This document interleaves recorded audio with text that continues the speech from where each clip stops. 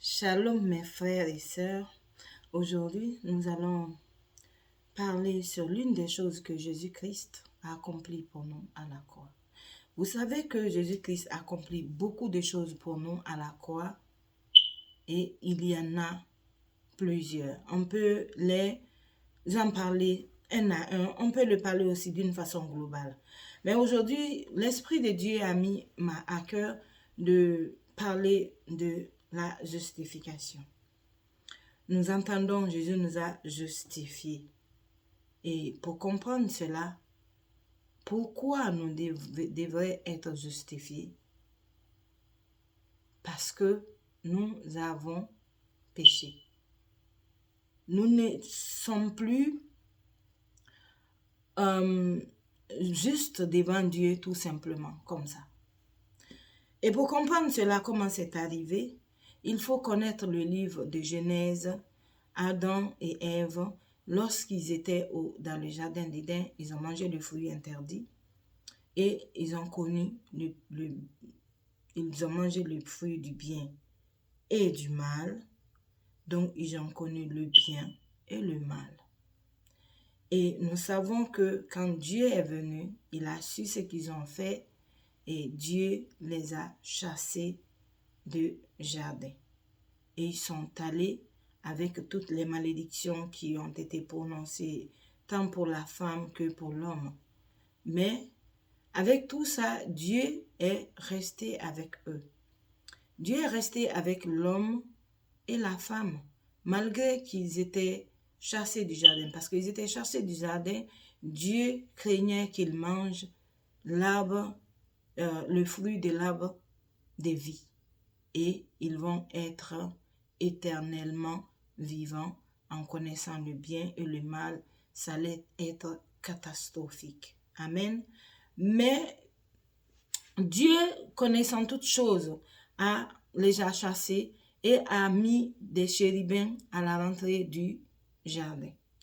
Donc, Adam, jusqu'à Genèse chapitre 6, verset 3, c'est là, Dieu va dire que il ne peut pas garder son esprit sur l'homme pour toujours parce que l'homme, ses jours sont comptés. L'homme n'est que chair et que ses jours sont comptés. Amen. Donc du coup, l'homme est comme endormi spirituellement parce que Dieu a retiré son esprit saint de lui. Parce qu'avant, nous savons, Adam même a reconnu Ève quand Dieu l'a endormi. Il s'est réveillé, il a vu Ève, il a dit, voici cette fois-ci les os de mes os, la chair de ma chair. Donc, mais quand Dieu a retiré son esprit, l'homme est devenu comme tout autre normal aujourd'hui. Amen. Qui ne pouvait avoir cette capacité de connaître les choses de Dieu parce que Dieu avait retiré son esprit et l'homme était comme endormi. Il y en a même qui disent morte spirituellement. Donc, cela était un problème parce que ça ne nous permet pas de communiquer normalement avec Dieu parce que nous sommes créés à son image et à sa ressemblance. Amen. Donc, Dieu ne voulant pas que l'homme soit dans cet état, Dieu ne voulant pas que l'homme soit dans le péché, Dieu a toujours trouvé une solution pour nous récupérer. Avant la venue physique de Jésus, la parole de Dieu dit, Jésus a été immolé depuis la fondation du monde parce que Dieu, connaissant toutes choses, savait que cela allait arriver. Donc, avant la venue physique de Jésus sur terre, Dieu avait utilisé les prophètes, la loi et ainsi de suite. Mais Dieu voit que cela ne résout toujours pas le problème. Jésus-Christ est venu pour nous, pour mourir à la croix. C'est quoi la justification? La justification,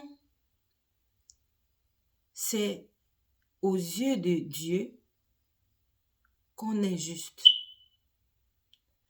à ses yeux, selon ses principes, on est juste. Selon ses yeux, on n'est pas un pécheur, mais il nous voit saints et justes. Et comment cela a été effectué par Jésus-Christ? La parole de Dieu dit dans le livre d'Ésaïe, je vais trouver le passage, Ésaïe 53, à partir du verset 5. La parole de Dieu dit, « Mais il était blessé pour nos péchés, brisé pour nos iniquités. Le châtiment qui nous donne la paix est tombé sur lui. Et c'est par ses meurtrissures que nous sommes guéris. » Amen. Donc, nous devons comprendre comment nous avons été justifiés, trouvés justes devant Dieu, parce que Jésus a pris nos blessures. Jésus a pris le châtiment qui devrait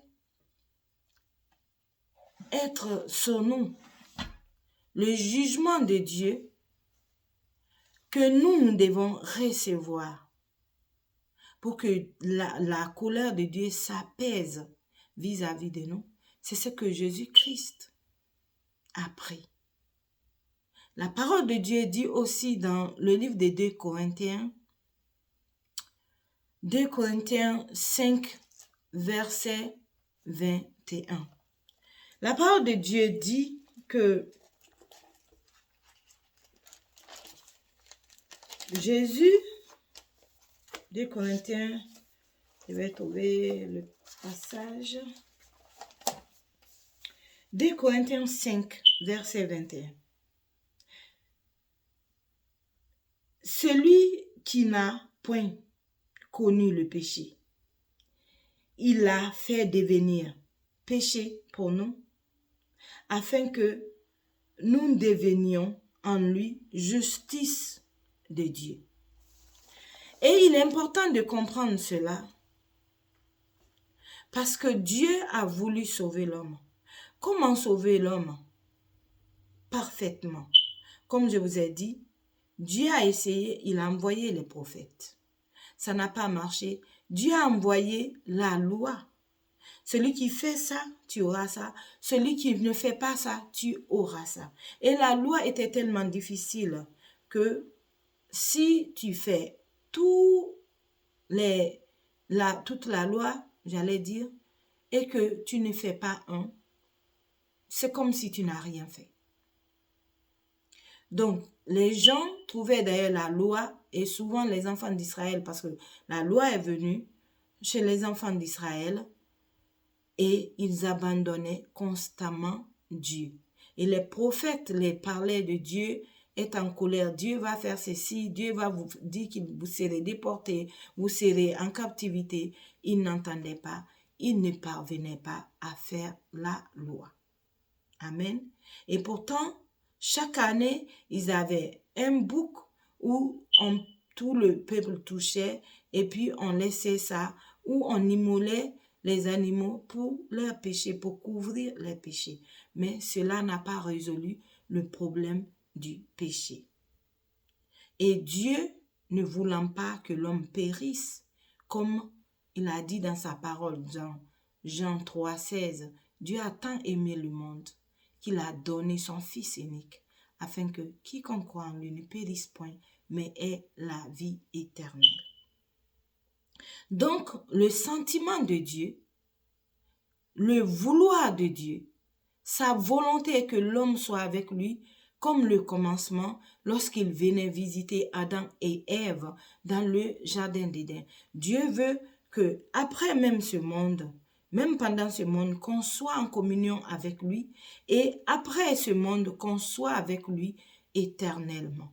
Mais le péché empêchait cela et il fallait que Dieu fasse quelque chose qu'il a déjà fait spirituellement, mais manifesté physiquement en la personne de Jésus-Christ de Nazareth. Donc Jésus est venu mourir à la croix pour nous donner cette justice de Dieu. C'est quoi la justice de Dieu? Parce que nous parlons de justification, être juste, être saint. Mais il faut connaître c'est quoi la justice de Dieu. Parce que la justice de Dieu n'est pas comme la justice des hommes. Mais la justice de Dieu, c'est tout autre chose. Jésus a dit dans Matthieu 6, verset 33, « Cherchez premièrement le royaume et la justice de Dieu, et toutes ces choses vous seront données par-dessus. » Qu'est-ce qu'il voulait dire? D'abord, désirer d'être avec Dieu dans son royaume, parce que Dieu est un roi, et aussi avoir la justice de Dieu. Et comme ça, toutes ces choses-là qui sont dans ce monde, maison, voiture, argent, pouvoir, tout seront donnés par-dessus. Mais dans tout ça, comme je l'ai dit, c'est quoi la justice de Dieu? La justice de Dieu, c'est la sainteté de Dieu, la sainteté divine. Dieu est saint et Dieu veut celui qui s'approche de lui soit saint aussi parce que Dieu ne supporte pas le péché. La perfection de Dieu, être parfait. Jésus l'a dit d'ailleurs dans le livre de Matthieu, « Soyez parfaits comme votre Père céleste est parfait. » Et cette perfection, on l'a dans la justice de Dieu. Comment l'obtenir? On va en parler, mais ça fait partie de la justice de Dieu. Pour être juste devant Dieu, il faudrait qu'il te trouve saint, qu'il te trouve parfait. Deuxièmement, troisièmement plutôt, le caractère droit et équitable de Dieu. Amen. Dans ses jugements et dans ses actions. Et nous savons que l'homme en général n'est pas équitable. À cause du péché, nous n'avons pas la droiture et l'équité. Dieu veut que les choses se fassent équitablement parce que Dieu est saint, oui, Dieu est amour, oui, mais Dieu est juste. Même si tu es un enfant de Dieu, l'autre n'est pas encore enfant de Dieu, ça ne te donne pas le droit de lui faire du mal parce que tu t'es dit tu es un enfant de Dieu. Et si tu le fais, Dieu fait la justice de façon équitable. Et c'est pour ça qu'il a dit, à moi la vengeance, à moi la rétribution. Parce que quand il fait les choses, il le fait de façon équitable, droit, sans prendre part et d'autres, mais donner la justice à celui qui a vraiment le droit. Donc Dieu, comme j'ai dit, la justice de Dieu, c'est la sainteté, la perfection, et le caractère droit et équitable.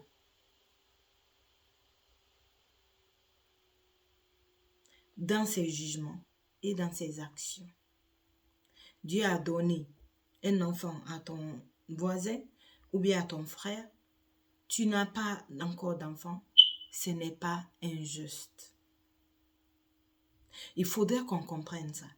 Ce n'est pas injuste parce que Dieu, pour le moment, ne trouve pas que c'est bon que tu as l'enfant. Ce n'est pas parce qu'il ne veut pas que tu aies un enfant, mais c'est parce que te connaissant, toi tu ne te connais pas, mais Dieu connaît qui tu es, trouve bon que ce n'est pas encore le moment. Il y a une histoire d'un roi d'Israël, roi de son état, malade. Le prophète était venu, j'ai oublié un peu le nom de ce roi, mais vous allez trouver l'histoire là dans la Bible, dans le livre des rois. Et le prophète est venu pour lui dire que tu vas mourir. Tu vas mourir parce que la maladie que tu as, tu ne vas pas survivre. C'était un roi juste. Mais Dieu voulait qu'il meure en ce moment précis parce que s'il continuait à vivre, il allait avoir un fils qui allait détester Dieu et faire les choses abominables. Mais lui, comme il ne connaît pas le futur, Dieu n'a pas révélé aussi ce futur-là, ni au prophète, ni à lui.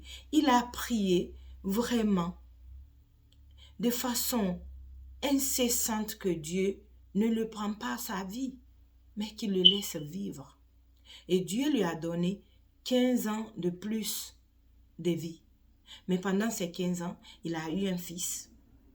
Et ce fils-là est devenu roi, qui a été vraiment l'un des rois les plus abominables, qui a vraiment repoussé toutes les lois de Dieu et qui a amené des choses des autres peuples abominables pour irriter vraiment l'Éternel. Amen.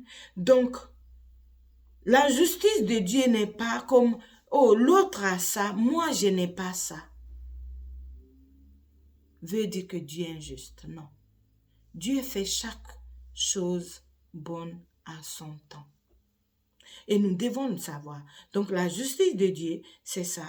Devant lui, saint, tu es parfait, tu es droit et équitable dans les jugements. Et nous, on ne peut pas avoir ça de cette façon-là parce que nous n'avons pas cette nature. Mais ça, c'est la nature même de Dieu. Quand Jésus dit chercher le royaume et la justice de Dieu, c'est cela. Chercher à être sauvé pour être dans le royaume de Dieu et aussi chercher à être saint, parfait, droit et équitable dans les jugements et dans les actions comme Dieu le fait. Mais comment nous, on peut faire cela? On ne peut pas le faire sans l'aide de Dieu, sans l'aide du Saint-Esprit.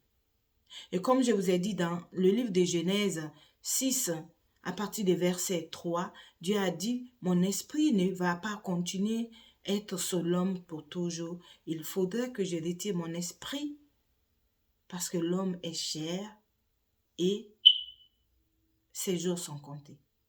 Mais avant d'arriver dans Genèse 6, il y a beaucoup de choses qui s'est passées. Il y a l'histoire de Caïn et Abel. Il y a les fils de Dieu qui sont venus vers les fils de l'homme. Ils ont eu des enfants, des géants. Il y a même un peu l'histoire de Noé. Il y avait beaucoup de désobéissance, de péché. C'est pour ça d'ailleurs Dieu a fait le déluge. Donc, Dieu a retiré son esprit et l'homme est devenu ordinaire. Donc, comment on peut avoir cette justice de Dieu? Il faut que Dieu lui-même fasse quelque chose. Parce que nous n'avons pas cette nature-là en nous à cause du péché. À cause du fruit, du bien et du mal que Adam a mangé, le péché est rentré dans la chair de l'homme. Et même quand on devient chrétien, cette situation ne change pas comme ça. Amen. Il faudrait que nous comprenions. Ce n'est pas parce qu'on devient chrétien, on ne pêche pas. Mais c'est parce que ce jugement-là de ce péché a été mis sur Jésus, comme je vous ai dit dans 2 Corinthiens 5, 21. Lui qui n'a point connu le péché, Dieu a fait péché pour nous, afin que nous soyons justice de Dieu. Jésus a pris toutes ces humiliations qu'il a pris. Tous ces fouets, on l'a frappé. Jésus a été insulté. Sa barbe a été arrachée. Il a porté l'épine, la couronne d'épines. Il a été humilié. Ils ont craché sur lui. Tout ça pour que nous soyons justes. Imaginons mon frère, toi et moi, à la place de Jésus. Mais lui, il n'a même pas cherché à courir. Il s'est même pas défendu. Si c'était toi ou moi, mon frère, nous allons dire non, je ne sais pas juste comment vous me traitez comme ça, aie pitié de moi, tout ça. Mais Jésus n'a pas dit un mot. Parce qu'il savait ce qu'il allait faire. Il savait que c'était la meilleure chose à faire pour sauver l'humanité tout entière. Mon frère, ma soeur, toi-même qui m'écoutes, tu ne connais pas encore Jésus, cette situation de justification, venir mourir à la croix pour le péché, Jésus l'a fait aussi pour toi. Si tu l'acceptes aujourd'hui, tu rentres dans cette justification. Ce n'est pas parce que tu ne pêches pas, parce que devant Dieu, Dieu te voit juste. C'est ça, être justifié. Être justifié, Dieu te voit juste, saint, à ses yeux. Pas par ton effort, par ce que Jésus-Christ a accompli à la croix pour nous. Et il est important de le savoir parce qu'il y a des chrétiens qui continuent à faire la religiosité, qui essayent de faire les choses par eux-mêmes. Nous ne sommes pas sauvés ou justifiés par nos œuvres. Nous sommes justifiés parce que Jésus-Christ, qui est juste, a pris notre péché et il a pris ce châtiment-là que nous devons avoir. Lui, il a reçu ce châtiment. La parole de Dieu dit qu'il est même allé jusque dans les entrailles de la terre pour récupérer la clé de la mort, pour que nous ayons la vie. Amen. Et mon frère et ma sœur, comprenons cela et agissons selon ce que Jésus-Christ a fait pour nous. Cela ne veut pas dire, comme il nous a rendu justes, que nous avons le droit de faire du péché. Non. Nous n'avons nullement pas le droit de faire cela. Jésus a accompli quelque chose que nous ne pouvons pas accomplir. Mais nous devons comprendre que même si nous luttons avec un péché ou quelques péchés, il nous a donné la grâce de venir devant le trône de Dieu pour demander par l'Esprit de Dieu avoir la force de vaincre cela. Au fait, cette justification, pour que ça se manifeste chez nous,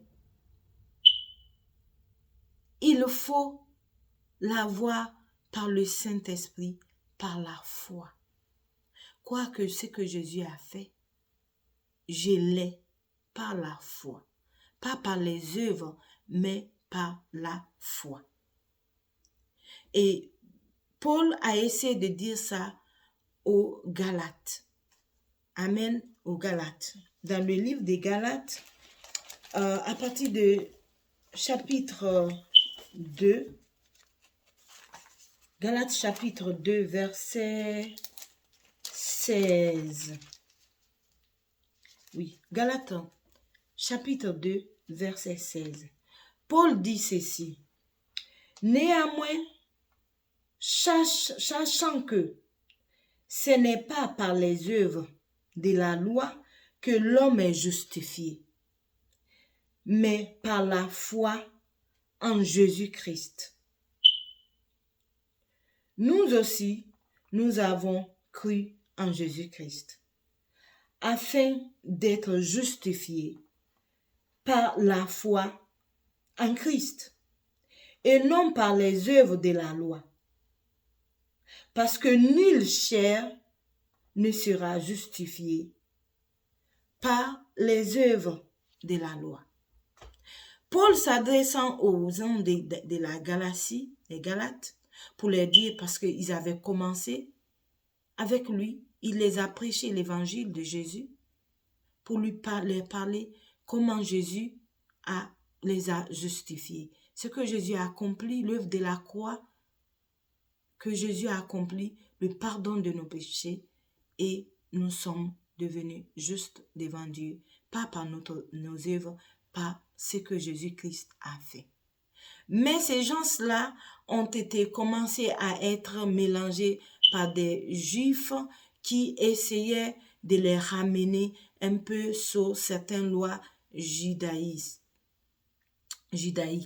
Donc, du coup, Paul est en train de leur dire, vous n'êtes pas sauvés par les œuvres de la loi, mais vous êtes sauvés par Jésus-Christ, par le moyen de la foi. Tu crois ce que Jésus-Christ a accompli et tu es justifié. Il est juste, tu es justifié. Le châtiment que nous devons avoir, Dieu a déversé sa colère sur lui et nous sommes devenus justes par substitution. Et ça, aujourd'hui, ça c'était les Galates, mais beaucoup de chrétiens pensent qu'il faudrait que je fasse ça pour que j'ai ça. Non. Tu ne le fais pas pour que tu l'as, tu le fais parce que Dieu l'a fait pour toi.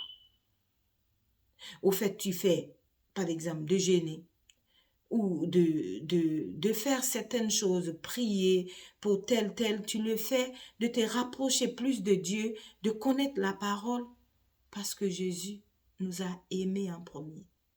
Il nous a aimés, il nous a justifiés. Il nous a rendus saints. Il nous a donné la vie éternelle. Donc, tu ne viens pas par ta propre justice, pensant que ce que tu fais est juste. Non. David a dit à Dieu, je préfère que toi, tu me châties. Parce que quand toi-même tu le fais avec amour. Mais ne me laisse pas dans les bras des hommes. Parce que quand tu fais quelque chose à quelqu'un, s'il faut essayer de juger, il va faire le jugement avec des manquements. Mais quand Dieu, comme il a dit, à moi la vengeance, à moi la rétribution, il le fait avec justice, sans pour autant prendre la part de l'autre ou laisser l'autre, mais il va le faire aussi avec amour, avec la miséricorde, avec le pardon. Dieu n'est pas comme nous. Et nous pouvons même voir avec Moïse, quand les enfants d'Israël ne comprenaient pas, Moïse était tellement énervé. Dieu a dit de frapper le rocher une fois, à cause que Dieu même à qui ces gens-là péchaient était calme. Lui, il était dérangé par leur comportement. Au lieu de parler, il a encore frappé le rocher. Et Dieu a dit, tu ne rentres pas à Canaan. Donc, nous devons faire attention de faire notre propre justice ou de juger quelqu'un d'autre.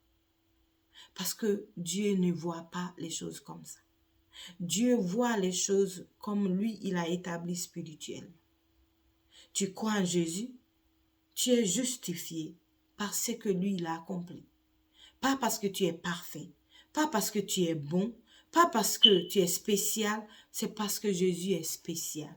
C'est parce que Jésus est bon. C'est parce que Jésus a accompli. C'est parce que Jésus a obéi. C'est parce que Jésus nous a aimés. C'est parce que Dieu nous aime et il ne veut pas qu'on périsse. Et nous devons le savoir. Et nous ne devons pas jouer aussi avec cela. Amen. Nous ne devons pas jouer cela. Avec ça. Nous ne devons pas jouer avec ça. Nous devons comprendre que Jésus a fait cela pour nous. Mais il s'est humilié. Lui qui est égal à Dieu, il s'est humilié. Et nous devons être humbles pour comprendre ce qu'il a fait pour nous. Nous devons être humbles pour dire merci ce qu'il a fait. Chaque jour que tu te réveilles, que Dieu te donne le souffle, dis merci à Dieu. Merci pour l'œuvre de la croix. Merci pour la venue de Jésus. Merci pour le pardon des péchés. Merci pour la justification. Merci pour la sainteté. Merci pour la vie. Amen. Et nous devons chercher à voir la manifestation physique de cette sainteté, de cette justice, la droiture, l'équitabilité dans les jugements et dans les actions de Dieu par le Saint-Esprit. Oui, je crois que Jésus m'a rendu juste et saint, mais je demande à manifester cela. Comme je vous ai dit, cela n'ampute pas de faire le péché, mais nous demandons au Saint-Esprit de nous aider à manifester cela. Jésus l'a fait dans le spirituel. Nous devons aussi demander que cela se manifeste en nous. On a un péché, Père, je viens devant ton trône de grâce dans le nom de Jésus. Aide-moi à sortir de ce péché. Rends-moi juste dans mes actions. Rends-moi saint dans mes actions. Cherchez la sainteté.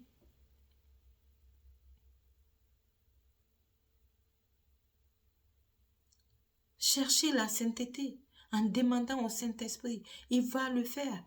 C'est l'Esprit de Dieu que Jésus nous a envoyé. C'est une personne. Le Saint-Esprit n'est pas une puissance. Le Saint-Esprit n'est pas une colombe. Le Saint-Esprit n'est pas l'huile. Oui, dans l'Ancien Testament, on peut dire la manifestation. Pour que la manifestation du Saint-Esprit s'est faite, on oignait les gens d'huile. Oui, la parole de Dieu dit, le Saint-Esprit est descendu sur Jésus sous forme corporelle comme une colombe. Mais ce n'est pas une colombe. C'est une personne. Parce que celui qui parle est une personne. Celui qui enseigne, le Saint-Esprit parle, il enseigne. Le Saint-Esprit donne les directives. Le Saint-Esprit s'attriste. Le Saint-Esprit nous dit de ce que nous devons faire, de ne pas faire. Le Saint-Esprit nous dit, aujourd'hui, ne sors pas. Tu sens que tu ne peux pas, tu ne veux pas sortir. Tu es un peu dans les perplexes. Je voulais sortir, mais non, je reste. C'est une personne. Et il faut chercher à avoir une amitié avec lui, une intimité avec lui. C'est l'esprit de sagesse, de connaissance des choses, l'esprit d'excellence, d'intelligence, l'esprit de conseil. Il nous aide à connaître Jésus, à connaître les profondeurs de la parole de Dieu. Il nous aide à connaître les profondeurs, le cœur de Dieu. C'est le Saint-Esprit qui fait ça. Et il faut avoir une communion pour que cette justice que Jésus a fait pour nous se manifeste dans nos vies. Que nous soyons justes dans nos actions, que nous ne soyons pas des chrétiens charnels. Oui, Jésus nous a rendus justes, mais dans nos actions, nous mentons, dans nos actions, nous faisons des fraudes dans nos boulots. Et même quand tu as peut-être une situation que ta voisinage connaît, mais là où tu travailles, ils ne connaissent pas. Là-bas, tu es une autre personne. Ça, ce n'est pas juste. Ça, ce n'est pas de Dieu.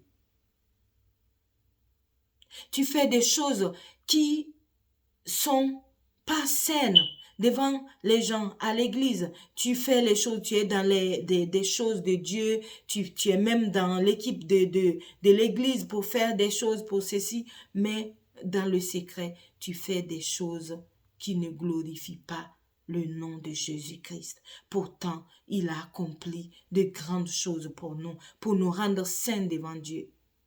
Et si tu te retrouves dans cette situation, mon frère, ma soeur, personne n'est exempt de ça.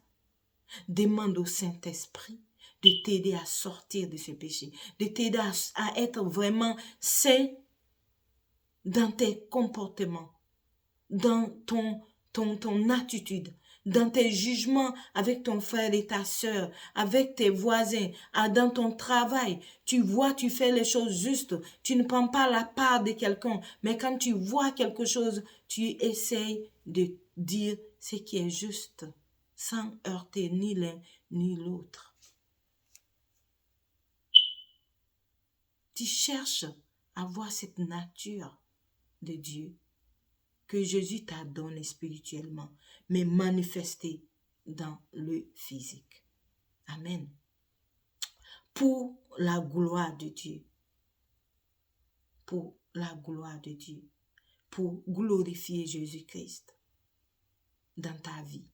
Pour que les gens te voient, pour dire que oui, celui-là ou celle-là, c'est un chrétien. Je sais que ce n'est pas facile, mais le Saint-Esprit nous aide à faire ça. Si nous l'écoutons, parce qu'il nous parle si tu l'écoutes. S'il te donne une directive, tu le fais ou tu le demandes, Saint-Esprit, aide-moi. Il va le faire. Et si tu continues à l'obéir, il va te parler, il va même te parler des choses cachées, il va même te révéler des choses, il va même te parler du futur. C'est l'esprit prophétique aussi. Il va te parler de ton futur. Quand les choses doivent t'arriver, il va t'avertir pour prier par rapport à ça. Amen. Donc aujourd'hui, c'est ce que j'avais à vous partager, mes frères et sœurs. Sachant que ce n'est pas nos œuvres, mais c'est par ce que Jésus-Christ a accompli à la croix. Nous sommes justifiés, nous sommes saints devant Dieu. Quand il nous voit, il voit ce que Jésus a fait. Il a déjà fait. Il a déjà effacé nos péchés, passés, présents et futurs. Mais cela ne nous donne pas la latitude de dire nous allons pécher, non. Si on a un péché, on essaye de demander la grâce de Dieu par le Saint-Esprit pour que nous puissions sortir de là. Nous prions pour ça. Demandez même aux frères et sœurs de prier pour toi.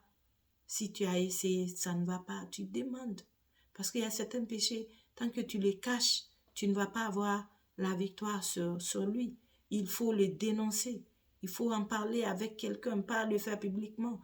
Mais approche-toi à un frère, à un pasteur, tu dis, je lutte avec ce péché. Prie pour moi. Prie pour moi, afin que je puisse m'en sortir. Amen. Dieu nous aime. Dieu nous aime tellement. Jésus nous aime. Jésus a accompli de grandes choses pour nous. Et nous devons le savoir et nous devons l'honorer. Honorer Jésus pour ça. Il a été merveilleux pour nous. Il nous a aimés pendant que nous ne l'aimons pas. Nous étions dans nos choses. Mais Jésus nous a aimés. Nous devons honorer. Nous devons apprécier. Apprécier ce qu'il a fait. Apprécier. Mon frère et ma sœur. Apprécier la grâce de Dieu que Jésus nous a donnée. Apprécier cela. En faisant comment? En honorant la parole de Dieu. En essayant de marcher dans cette sainteté, cette justice, cette droiture, cette équitabilité. Amen. Nous devons chercher vraiment à marcher dans cette logique, à marcher dans la vérité de Dieu, à marcher selon les directions du Saint-Esprit. Prions. Père Dieu de gloire, nous te disons merci aujourd'hui. Merci parce que tu nous as parlé. Merci parce que tu as envoyé ton Fils Jésus-Christ pour nous rendre saints et justes devant toi. Pas parce que nous avons fait quelque chose, parce que lui, il a tout accompli. Père, nous ne voulons pas prendre ça en vain et jouer avec ça et le faire comme un slogan, Jésus-Christ a tout accompli. Nous devons comprendre qu'il a fait de grandes choses et essayer de comprendre, de marcher selon la parole, afin que nous manifestons cette sainteté, cette justice de Dieu. Merci Saint-Esprit parce que tu es là. Tu nous donnes la force, tu nous encourages, tu nous enseignes, tu nous conseilles, tu nous consoles, Saint-Esprit. Tu nous consoles pour nous dire que nous pouvons le faire par ta puissance, pas par notre puissance. Merci Saint-Esprit d'être là. Merci de nous coacher. Merci de nous guider. Père, merci. Nous déclarons que nous sommes justes, saints. Et cette justice et cette sainteté se manifestent dans notre vie. Au nom de Jésus-Christ. Amen. Pour toi, mon frère, ma soeur, qui ne connaît pas le Seigneur, comme je l'ai dit tantôt, tu peux avoir cette justice de Dieu afin que tu puisses vivre avec Dieu pour l'éternité quand tu fermeras les yeux. Qu'est-ce qu'il y a de plus beau que de dire quand je meurs, je vais être avec Dieu. Je vais être le plus beau endroit qui n'a jamais existé. Être dans le royaume de Dieu. Comme on dit communément, le paradis. Être avec Dieu. C'est merveilleux. Parce que c'est ça le plan divin pour l'homme. Ne ratons pas ça. Ne ratez pas ça. Accepte Jésus-Christ aujourd'hui. Et tu rentres dans cette justice de Dieu. Pas parce que tu es juste, parce que lui, il est juste. Et il a fait cela pour nous. Si ton cœur a été touché, fais cette prière avec moi. Seigneur Jésus-Christ, merci. Aujourd'hui, j'ai entendu ta parole. Et moi aussi, je veux être juste. Oui, moi aussi, je veux te connaître. Oui, moi aussi, je veux vivre cette sainteté, cette justice. Aujourd'hui, Seigneur Jésus, je t'accepte comme mon Seigneur et mon Sauveur personnel. Pardonne mes péchés. Écris mon nom dans le livre de vie. Aide-moi à manifester cette justice quand je serai avec toi de façon physique dans ma vie. Au nom de Jésus-Christ. Amen. Mon frère, ma soeur, que Dieu vous bénisse abondamment. Que votre semaine soit bénie. Le reste de la semaine soit béni.